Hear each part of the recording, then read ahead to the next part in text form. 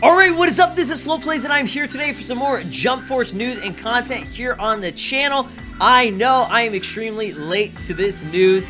A lot of stuff in the past 2 weeks has gone down. A lot of stuff. Been busy, got caught up with things, so I still wanted to make a video about this just because these two characters, the last final two characters that will be revealed for the DLC, got me hyped as hell. I am so excited for them, more than the past three. Not to say that I didn't like Todoroki, Meruem, and Hiei. They're great characters, and I'm sure you guys are enjoying them too, but these last two are like right here, special place in my heart for these two, and I was most excited for these two, you know, to begin with, since we got the official lineup of what characters were coming from what series. So let's go ahead and just jump straight on into it. We're going to be discussing these characters, what abilities they will have potentially, and hopefully that these are the actual characters that were leaked, as well as data mined and found within the files from the latest updates. So I want to say a big, massive, gargantuan shout-outs as always to the homie Leon, aka Leandro.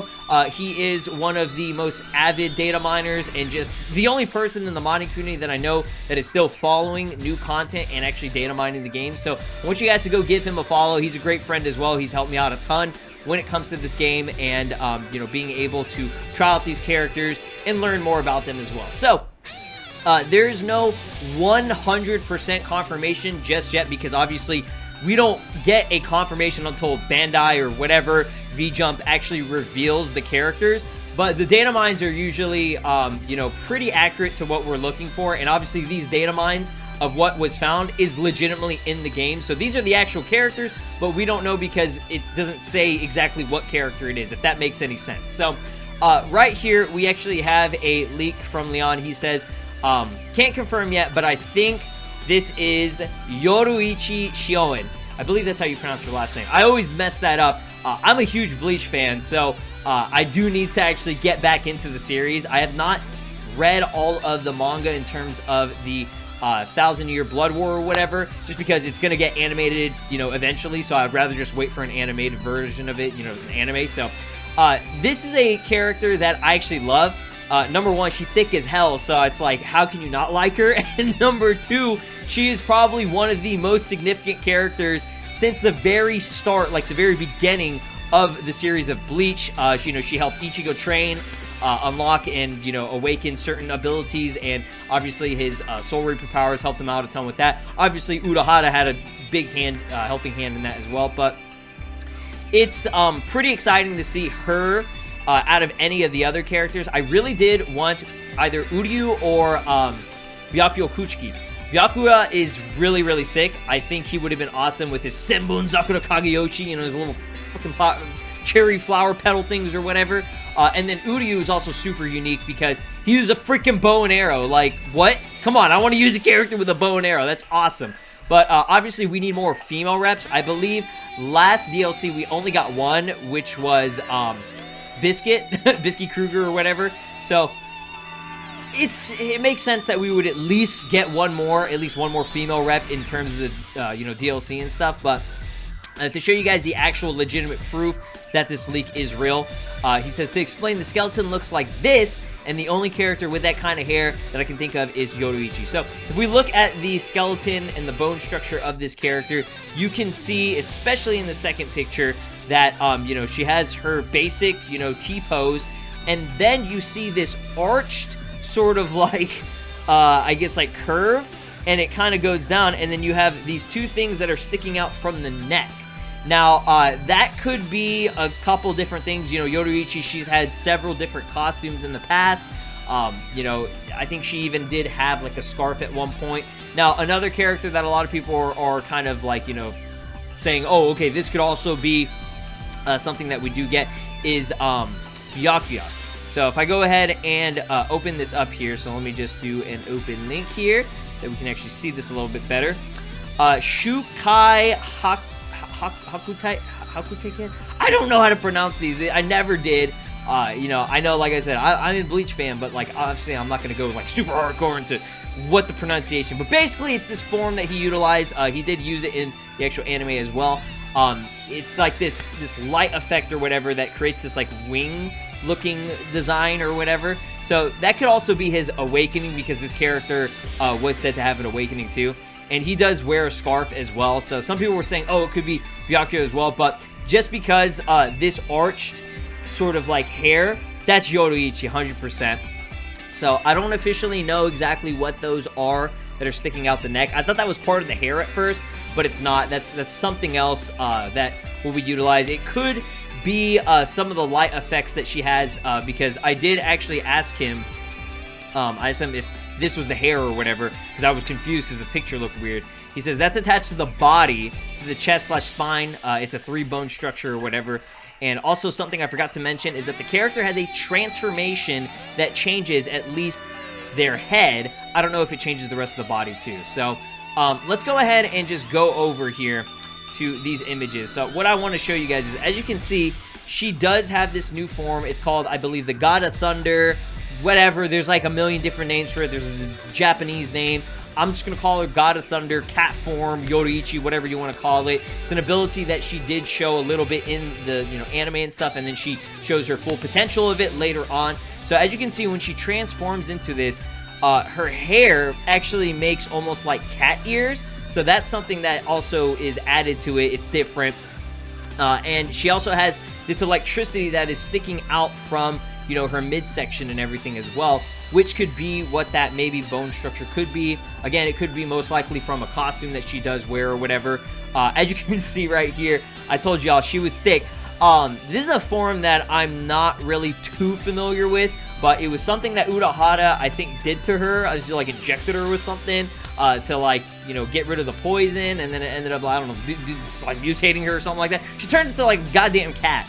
And maybe you crazy, Bleach experts out there that, are following the manga and know exactly what's going on. I just kind of read a summary on it. I've, like I said, delved into a little bit of the manga, but I don't know the exact details. I'm just going to wait for the anime.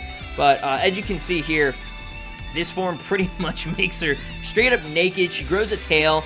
She has the, cat-like ears and everything. She's got this insane amount of electricity. This is a legitimate transformation. She is no longer the same design or whatever, or the same character. She gets a lot of additions to her. And one of the main things is that, her head structure does change after the transformation. So, in my opinion, this would make the most sense. I could definitely be wrong. We could definitely be wrong. We don't know until it actually gets revealed, but it makes sense. It definitely makes sense there. So, that's all you really need to know about the Bleach rep, is that it's most likely going to be Yoruichi. Like I said, she's a great character, a very important character, so it makes a lot of sense that they would throw her in here, and it gives some more female representation, which is always a great thing for it. So I'm going to go ahead and move on back here, and we're going to go over the JoJo's rep, which a lot of you guys should be very, very excited for, fresh off of JoJo's Part 5 being officially finished for the English dub, which is the one that I was watching. Amazing, amazing series. I loved it. And obviously the main character, the main JoJo, Giorno Giovanna, I think that's how you pronounce it. Again, I always screw up pronunciations. But he says about the JoJo ones, this is his skeleton. Some of those extra bones line up with Giorno's bugs in his clothes, as well as the hair bones that look like his hair. Can't confirm on this one, but this is what it looks like. So we just need one specific normal image here, and it's just mainly from the hair. You don't even need to mess around with it. Look at his hair. Look at this man's hair, how spiky it is, how it kind of curves back, and it's very spiky in the back and everything. That's Giorno. That's 100%. It's got to be Giorno. I can't really think of another character that would really make all that much more sense. It doesn't really look like, obviously it doesn't look like Josuke, and I don't see why they would include Josuke. Now, if they wanted to, they can include another villain or something. I can't really think of a good villain that they would want to include. Another character that I think could match up with the hair just a little bit, just a tad, not a major amount, is potentially Jonathan.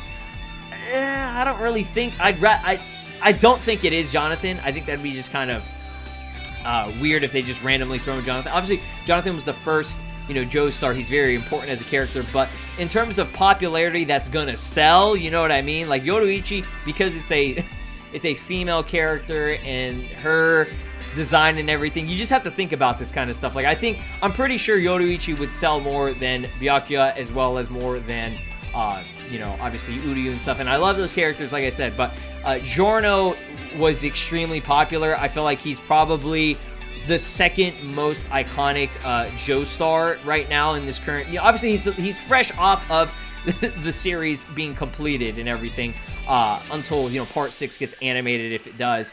But this one right here is very exciting, just because of, you know, the fact that, you know, he's the brand new Jojo that was in the anime and stuff too. So like with the other skeleton, if anyone has any character that lines up with the skeleton, please say so. So there's just like a little bit of discussion on that as well. He said that he checked some of the other files, and the Jojo rep has a file called Tree attached to it for the use of one of his attacks. So most definitely Giorno, that gives you more of a confirmation. Jonathan never used a tree for anything.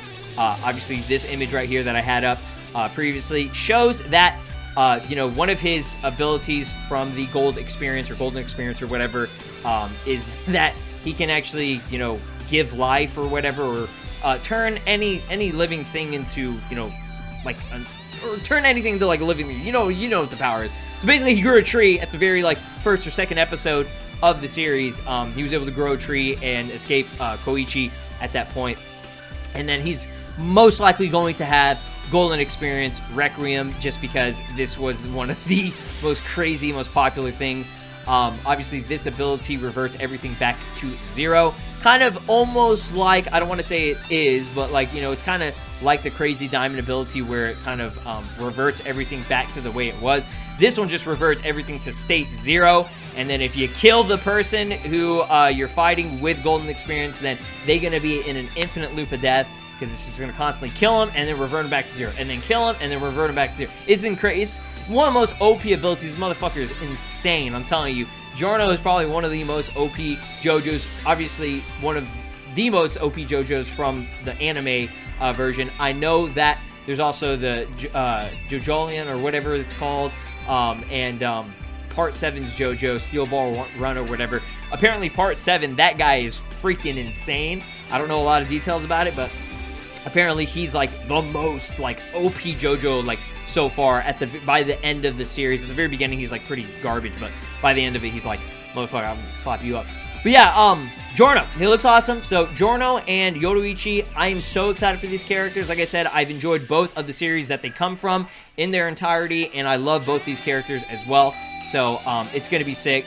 Things about the skeleton that I said, it might be Yoruichi. It has no sword, so it can't be, you know, I guess it can't be any of the Soul Reapers or anything. So Byakuya most likely is out of the question. But again, these are just files. I don't want to confirm anything yet. It also has 2 sets of hair bones. Boner? So that means the hair changes either thanks to transformation or battle damage. And, oh, here's a very important thing I overlooked. Smaller than Ichigo. So this character is shorter than Ichigo, which, as you can see in this image, she is shorter than Ichigo. So there you go. There is pretty much all the proof that you need, so that there's no like, oh, it could be this character, shut the fuck up. You know what I mean? No, it makes the most sense. So the last 2 for Season 2, I'm excited for. Let me know what you guys think about it down below. And until then, my friends, stay safe and have a great day. I'll be sure to update you guys, hopefully in a more timely manner, whenever news goes live.